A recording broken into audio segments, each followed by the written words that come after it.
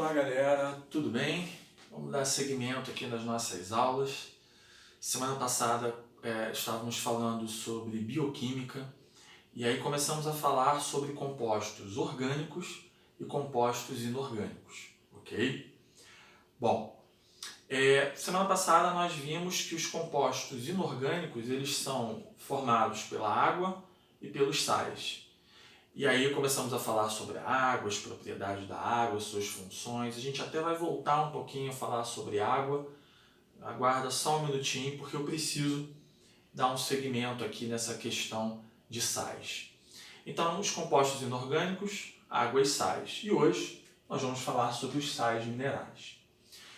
É meio decoreba, vou ser sincero. Você tem até que entender alguns processos, como algumas coisas funcionam, mas você precisa de alguma forma acabar decorando, embora você tenha que entender como ocorre o processo, mas você precisa decorar o que aquele sal, aqueles íons de sais, por exemplo, eles vão determinar no metabolismo do seu corpo.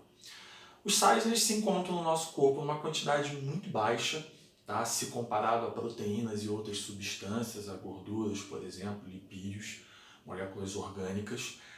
Mas o mínimo dele no nosso corpo é fundamental para que você funcione.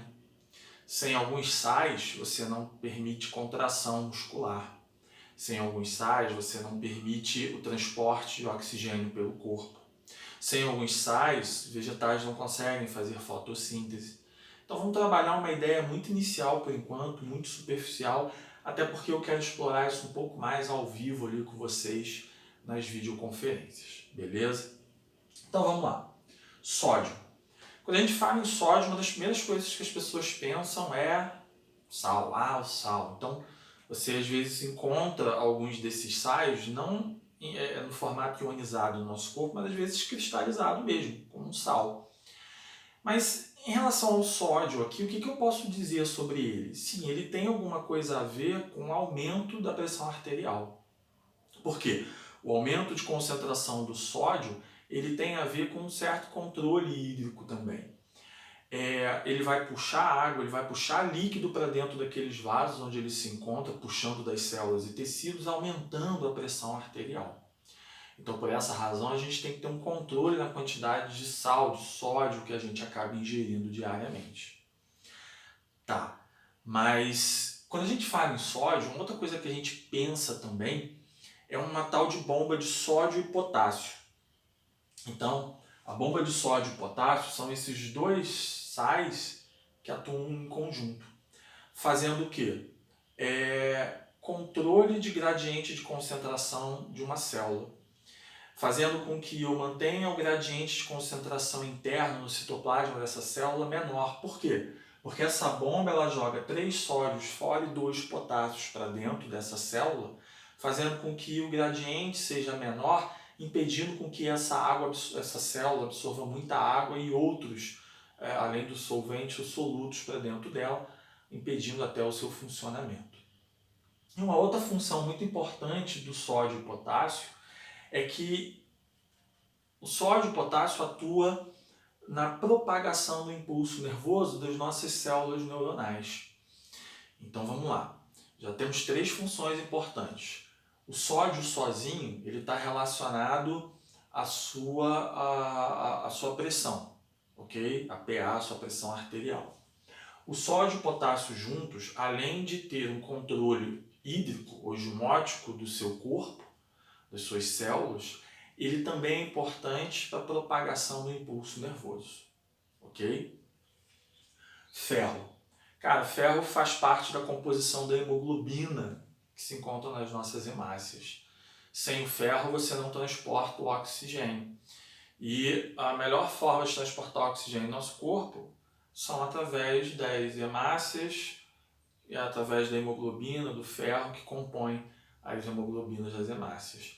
Então, por exemplo, se você não tem ferro o suficiente no corpo, você vai ter uma dificuldade nesse transporte de oxigênio, você vai ficar cansaço, vai ficar mole, a gente chama isso de anemia. E esse tipo de anemia específico nós chamamos de anemia ferropriva, que é um tipo de anemia por privação desse íon aqui, desse sal, ok? Cálcio. Quando a gente fala em cálcio, todo mundo pensa logo em dentes, ossos, a composição estrutural que o cálcio permite, dando uma certa rigidez e tal para as nossas estruturas.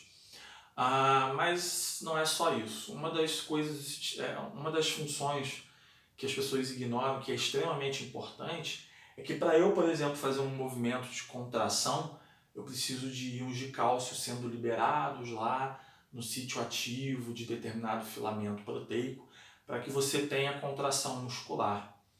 E aí, o cálcio, então, participa da contração muscular. Ou seja, toda essa movimentação da nossa musculatura estriada esquelética, por exemplo, se dá na presença de cálcio.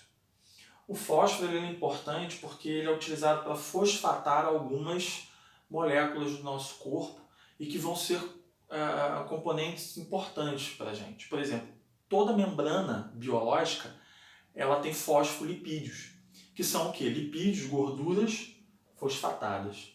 Além disso, eu tenho o fosfato, que nada mais é do que uma parte importante da composição dos nossos nucleotídeos, da molécula de ATP, da adenosina trifosfato, e ele é importante para a geração de força, geração de energia, sem o qual eu não poderia estar aqui falando para vocês, sem o qual vocês não poderiam estar aí me assistindo, porque a energia que o nosso corpo produz e precisa vem através, por exemplo, daquilo que é fosfatado aqui, como a adenosina trifosfato, e você vai fosfatar algumas moléculas que vão compor estruturas importantes para o nosso corpo, seja para composição estrutural ou para geração de energia.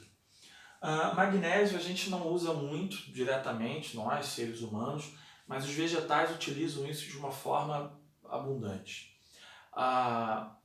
O complexo de antena dos vegetais que vai absorver a energia luminosa, ela precisa de magnésio, seu núcleo é de magnésio.